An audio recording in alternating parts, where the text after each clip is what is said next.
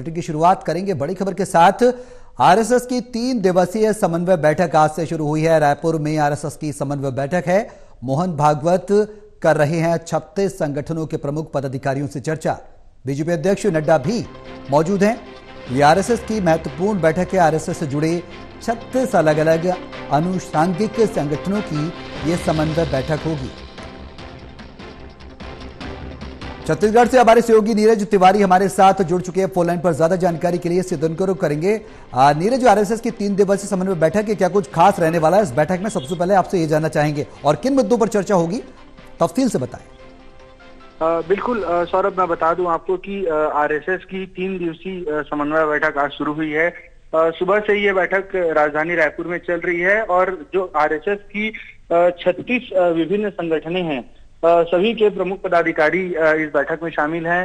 भाजपा के राष्ट्रीय अध्यक्ष जेपी नड्डा इस बैठक में शामिल है। राष्ट्रीय उपाध्यक्ष डॉक्टर रमन सिंह भी इस बैठक में हैं।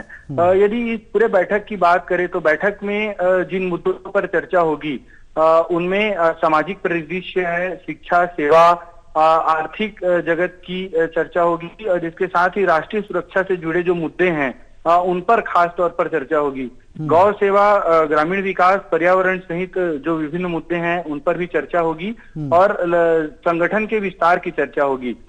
लेकिन सबसे बड़ी बात मैं बता दूं सौरभ आपको कि आने वाले 2023 में छत्तीसगढ़ में विधानसभा के चुनाव होने हैं। तो जो विधानसभा के चुनाव हैं उसको लेकर के भी जो ये बैठक है वो बहुत अहम मानी जा रही है। 2018 के विधानसभा में चूंकि छत्तीसगढ़ में कांग्रेस की सरकार बनी थी और अभूतपूर्व बहुमत यानी कहा जा सकता है 90 विधानसभा सीटों के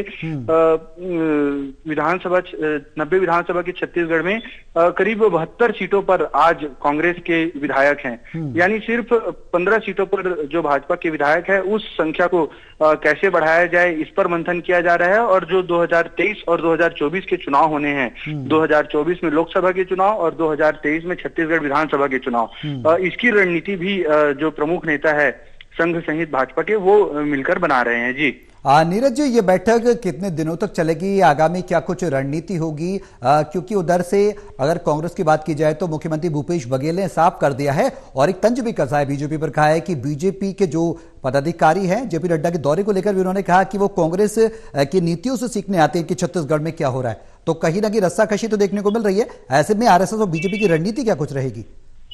बिल्कुल सौरभ, जिस तरह से ये बैठक हो रही है, 6 दिनों के छत्तीसगढ़ प्रवास पर मोहन भागवत आए हुए हैं। आज उनके प्रवास का 4था दिन है। जेपी नड्डा भी कल छत्तीसगढ़ आए हैं। कल छत्तीसगढ़ आने के बाद जो भाजपा के कार्यकर्ता हैं उन पर उन्होंने नई ऊर्जा का प्रवाह किया है, उनको संबोधित किया है, एक बड़े आयोजन में संबोधित किया है और उसके बाद आज से ये समन्वय बैठक शुरू हुई है। जिस तरह से छत्तीसगढ़ में हालात हैं, पिछले 4 साल अब लगभग पूरे होने वाले हैं कांग्रेस की सरकार के और अब करीब 1 साल का समय ही विधानसभा चुनाव के लिए बचा है। तो जिस तरह की तैयारियां राजनीतिक दल जो है वो शुरू कर चुकी हैं। यदि कांग्रेस की बात करें तो कांग्रेस ने 2024 की विधानसभा चुनाव की लोकसभा चुनाव की जो तैयारियां शुरू की है भारत जोड़ो यात्रा के माध्यम से। मुख्यमंत्री भूपेश बघेल लगातार राहुल गांधी के साथ उस यात्रा में शामिल हो रहे हैं और अब छत्तीसगढ़ में भी बताया जा रहा है कि सभी हर विकास खंड में ब्लॉक स्तर पर कांग्रेस जो है वो भारत जोड़ो यात्रा निकालेगी और जन जन तक पहुंचेगी। इसके अलावा आज चूंकि ऐसे में कहीं ना कहीं नीरज ये भी माना जाए, बैठक है, आज ही बैठक शुरू हुई है।